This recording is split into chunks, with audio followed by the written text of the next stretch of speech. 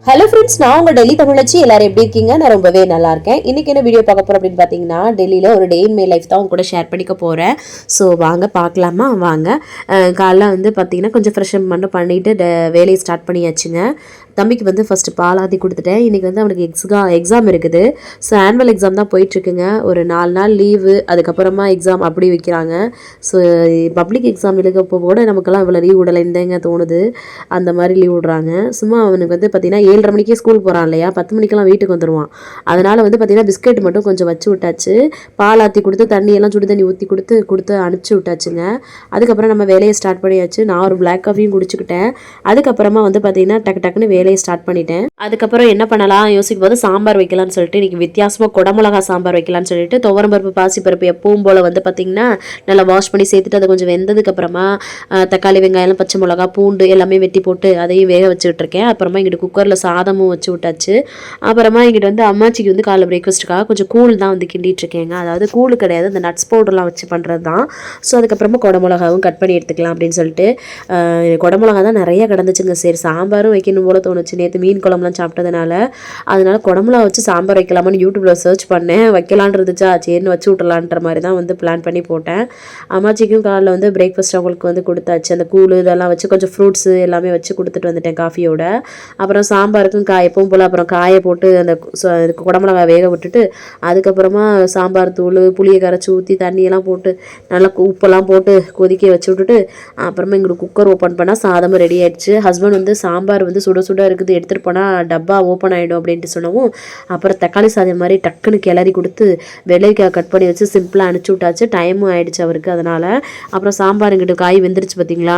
சரி தாளிக்கலான்ட்டு இருக்கும்போதே கவன் வந்து ஸ்கூல்லேருந்து வந்துட்டான். அதுக்கு ஒரு தாளிப்பு வந்து போட்டுட்டு அதுக்கப்புறமா கொத்தமல்லி தலையும் போட்டு விட்டு மிக்ஸ் பண்ணி விட்டாச்சு. குடமிளகா சாம்பாரும் சூப்பராக அடையாச்சு.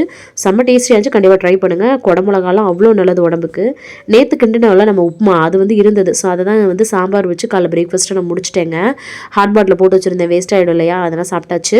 கையோட பாத்திரத்தெல்லாம் கழுவி போட்டு அப்புறமா குளிச்சு ஃப்ரெஷ்அப் ஆயாச்சு. என்னடா டாப்பெல்லாம் போட்டுட்டு இருக்கேன், எப்பயும் ஒரு டிஷர்ட்டை போட்டுக்கிட்டு திரிவேனே அப்படின்னு நினைப்பீங்க. ஆமாங்க, இன்றைக்கி வந்து பார்த்திங்கன்னா ஒரு ஈவினிங் போல் ஒரு பர்த்டேக்கு போகணும். அதாவது டைம் ஆகிடும். சரின்னு மதியம் போலயே போகிற மாதிரி இருக்கும். அதனால தான் இப்போயே போட்டு ரெடி ஆகிடுச்சு. குளித்து ஃப்ரெஷ்அப் பண்ணிவிட்டு இன்றைக்கி வந்து செவ்வாய்க்கிழமைன்றனால போய் சாமியெல்லாம் கும்பிட்டுட்டு வந்துட்டு அப்புறம் எப்பவும் போல் அம்மாச்சிக்கு ஒரு 11 மணி போல் வந்து டீ போட்டு கொடுப்போம்ல, காஃபி டீ, அதை போட்டு கொடுத்துட்டு அப்புறமா வந்து பார்த்திங்கன்னா இன்றைக்கி என்ன எடுத்திருக்கேன் அப்படின்னா அந்த கூனி பொடின்னு சொல்லுவோம்ல, கூனிப்பொடி அதுதான் எடுத்திருக்கேன். கருவாடு வடிவில் இருக்கும்ல, நல்லா காய வச்சுருக்கும்ல, அதுதான் எடுத்திருக்கேன். இறால் வந்து குட்டி குட்டியாக இருக்கிறது, அது வந்து காய வச்சுருக்கும்ல, அதுதான்.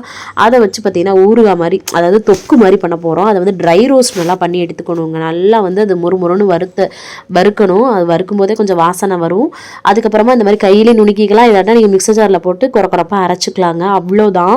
அதுக்கப்புறமா அதுக்கு தேவையான வெஜிடபிள்ஸ்லாம் வந்து கட் பண்ணி எடுத்துக்கலாம் அப்படின்ட்டு அதையும் வந்து கட் பண்ணி எடுத்துக்கிட்டேன்.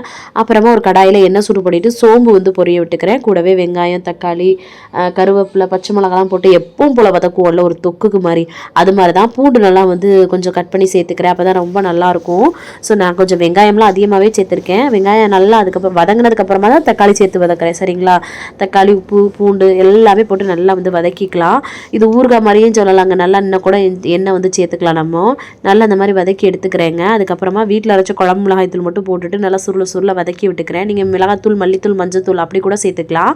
நல்லா இந்த மாதிரி சுருள வதங்கினதுக்கப்புறம் கொஞ்சம் செமி கிரேவி மாதிரியாவது இருக்கணும் இல்லையா, அந்த எறா பொடியை போடையில் அப்புறம் வந்து ரொம்ப ட்ரை ஆன மாதிரி இருக்குன்ட்டு கொஞ்சம் தண்ணி ஊற்றி உப்பு போட்டு நல்லா பரட்டிட்டு அதுக்கப்புறமா கொஞ்சம் நல்லா கொதி வந்ததுக்கப்புறமா நம்ம நுணுக்கி வச்சுருக்கோங்களா அந்த கூனி பொடி அதையும் போட்டு நல்லா மிக்ஸ் பண்ணிவிட்டு கொஞ்சம் பெப்பர்லாம் போட்டு அப்படியே மிக்ஸ் பண்ணி எடுத்தோம். செம்ம காரசாரமாக சூப்பராக இருக்குங்க. என்னோடய ஹஸ்பண்ட் இந்த கூனி பொடி அந்த இதை வந்து பவுட்ரு வந்து கொஞ்சமாக தான் சேர்ப்பாங்க, தொக்கு வந்து அதிகமாக இருக்க மாதிரி. இன்றைக்கி நான் கூனி பொடி அதிகமாக சேர்த்துருக்கேன். சரிங்களா. அவ்வளோதான்.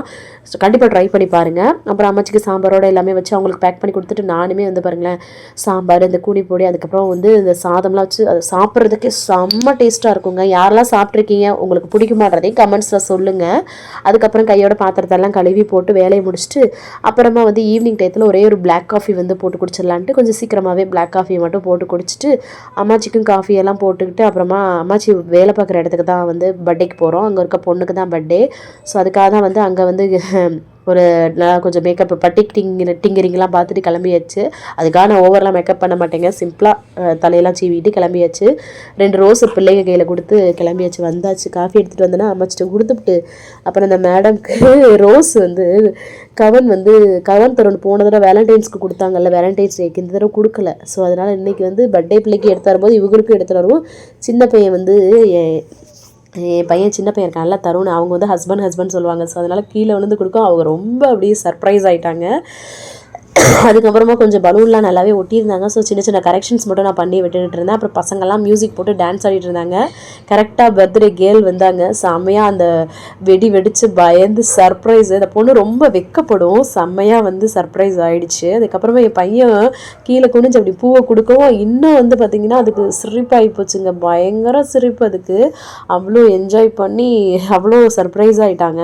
அதுக்கப்புறமா ரொம்ப சூப்பராக சர்ப்ரைஸ் ஆகிட்டாங்க. அதுக்கப்புறமா சரி கேக் கட் பண்ணலான்ட்டு அவங்க வந்து சூப்பராக வந்து அந்த மேடம் வந்து 3 கேக் வந்து வாங்கியிருந்தாங்க. அந்த பொண்ணு பேர் வந்து மோனிகா. நிறைய சிப்ஸு, சாக்லேட்டு, பிஸ்கெட்டு இதெல்லாம் போட்டு செம்மையாக வந்து அதில் அப்படியே அவங்க வந்து அப்படி அழகாக அப்படி தான் கொட்டி தான் வச்சுருப்பாங்க. அதுதான் வந்து அவங்களோட செலிப்ரேஷனு. சூப்பராக கேக் கட்டிங்லாம் பண்ணியாச்சு. கேக் கட் பண்ணும்போது அவங்க வந்து ட்ரெஸ்ஸிங் அப்படி இருக்கு இல்லையா, ஸோ கொஞ்சம் ஒரு மாதிரி இருந்துச்சு. அதனால தான் அந்த கிளிப்பிங்ஸ்லாம் நான் வந்து ஆட் பண்ணலை. அப்புறம் ஊட்டி எல்லாருக்கும் விட்டாங்க. ஸோ அவங்க வந்து அப்படி தாங்க போடுவாங்க, அதுக்காக நம்ம என்ன பண்ண முடியும். ஸோ அதுதான். அதுக்கப்புறம் வந்து பார்த்திங்கன்னா சூப்பராக வந்து பார்த்திங்கன்னா நம்மலாம் கிஃப்ட் கொடுத்தோம். அதுக்கப்புறம் நம்ம கேக்கெல்லாம் நல்லா சூப்பராக ஊட்டி விட்டுட்டு அப்புறமா வந்து பார்த்திங்கன்னா செம்மையாக இருந்துச்சு. உண்மையாகவே சின்ன சின்ன செலிப்ரேஷன்னாலுமே ரொம்ப சந்தோஷமாக இருக்கும் இல்லையா. அப்புறம் எங்கள் அம்மாச்சி உட்காந்து பிள்ளைங்களுக்கு வந்து கேக்கு தான் ஊட்டி விட்டுட்டு இருந்தாங்க. அதுக்கப்புறம் ஜூஸு அது இதுன்னு குடிச்சாச்சு இன்றைக்கி. இந்த இருமல் வேறு இன்னும் விடுது இல்லைங்க. 1 மாதமாக எனக்கு என்னன்னு தெரிலங்க, இப்படி இருக்குது எனக்கு. நாங்கள் செல்ஃபி எடுத்துகிட்டு இருந்தேன் அந்த குட்டி பாப்பா, அந்த குண்டு பாப்பா வச்சுட்டு. அவங்க வந்து எங்கள் கூட போஸ் கொடுத்துட்டு இருந்தாங்க. அதுக்கப்புறம் அவங்களோட பாட்டெல்லாம் போட்டு கொஞ்சம் அது வந்து லைட் மியூசிக்காக தான் இருக்குங்க. அதுக்கு இந்த மாதிரி தான் ஆடுற மாதிரி இருக்கும். அவங்களுக்கு கொஞ்சம் கம்பெனி கொடுத்துட்டு இருந்தேன் நான். ஆட சொல்லிகிட்டே இருப்பாங்க. அப்புறம் நம்மளோட பாட்டை போட்டுவிட்டு அப்புறம் ஒரு ஆட்டத்தை ஆடிட்டு இருந்தோம். அதுக்காக நம்மளும் ஸ்பீடாக ஆட முடியாது இல்லையா, அவங்களுக்கு ஏற்றாப்புலேயே ஆடணும்ல, அந்த மாதிரி வந்து ஆடிட்டு இருந்தோம். அப்புறமா கிஃப்ட்ஸ் எல்லாத்தையுமே வந்து அவங்க ஒரு பாட்டு போட்டுட்டு கொடுப்பாங்க. அவங்க அது பாட்டு வந்து ஏதோ சென்டிமெண்ட்டாக இருக்கும்னு நினைக்கிறேன். அவங்களும் அந்த பொண்ணுக்கு நிறைய கிஃப்ட் கொடுத்துருந்தாங்க. அப்புறமா வந்து பார்த்திங்கன்னா நம்மளுக்கும் அம்மாச்சி வரைக்கும் நல்லா தேங்க்யூலாம் சொல்லிவிட்டு அதுக்கப்புறமா சரி கேக்கு பார்சல் வாங்கி கொடுத்துட்டாங்க. நான் அங்கே சாப்பிடவே முடியல, எடுத்துக்கிட்டு வந்துட்டேன். அப்புறமா வீட்டுக்கு வந்தாச்சு, ட்ரெஸ்லாம் சேஞ்ச் பண்ணிவிட்டு என்ன ஆச்சுன்னு பார்த்தீங்கன்னா என்னோடய இன்ஸ்டாகிராம் வந்து ஒரு மணி நேரம் அப்படியே பிளாக் ஆன மாதிரி ஆயிடுச்சுங்க. அப்புறமா அது பறக்க ரொம்ப டென்ஷன் ஆகி போய் அப்புறமா அதை சரி பண்ணி எடுத்தேங்க. 86,000 பேரை சேர்த்துட்டு எப்படி இருக்குன்னு யோசிச்சு பாருங்கள். அப்புறமா சாமியெல்லாம் கும்பிட்டு பட்டையை போட்டிருக்கேன் பாருங்கள். அப்படி ஒரு பயம் வந்துருச்சு. அதுக்கப்புறமா ஒரு மாதிரி எவ்வளோ உழைப்பு, 86,000 பேரை நான் சம்பாதிச்சது திருப்பி முடியுமாங்க அப்படின்ற மாதிரி ஹஸ்பண்ட் வந்து அதை சரி பண்ணி கொடுத்தாங்க. அப்புறமா வந்து பார்த்திங்கன்னா சரின்ட்டு நம்ம சாம்பார் அந்த இதெல்லாம் வச்சு கொஞ்சம் சாதம் மட்டும் குக்கரில் வச்சு அட்ஜஸ்ட் பண்ணியாச்சுங்க. என்னத்தையாவது சாப்பிட்டா போதுன்ற மாதிரி ஒரு மனநிலை ஆயிடுச்சு. அதனால தான் அப்புறம் கையோட பாத்திரத்தெல்லாம் கழுவி போட்டு அவங்களுக்குலாம் சாப்பாடு கொடுத்துட்டு கடைசியாக முடிச்சாச்சுங்க. வெதுவெதுப்பான தண்ணி குடிச்சு இன்றைக்கி டே இப்படி தாங்க போச்சு. இந்த விளாக் கண்டிப்பாக பிடிச்ச மாதிரி யூஸ்ஃபுல்லாக இருந்திருக்கும்னு நினைக்கிறேன். யூஸ்ஃபுல்லாக இருந்துச்சு, பிடிச்ச மாதிரி இருந்துச்சுன்னா ஒரு லைக் கொடுத்து வந்து மோட்டிவேட் பண்ணுங்கள். நிறைய ஷேர் பண்ணி விடுங்க. இவ்வளோ நேரம் இந்த வீடியோவை பொறுமையாக பார்த்தமைக்கு மிக்க நன்றி. பாய்.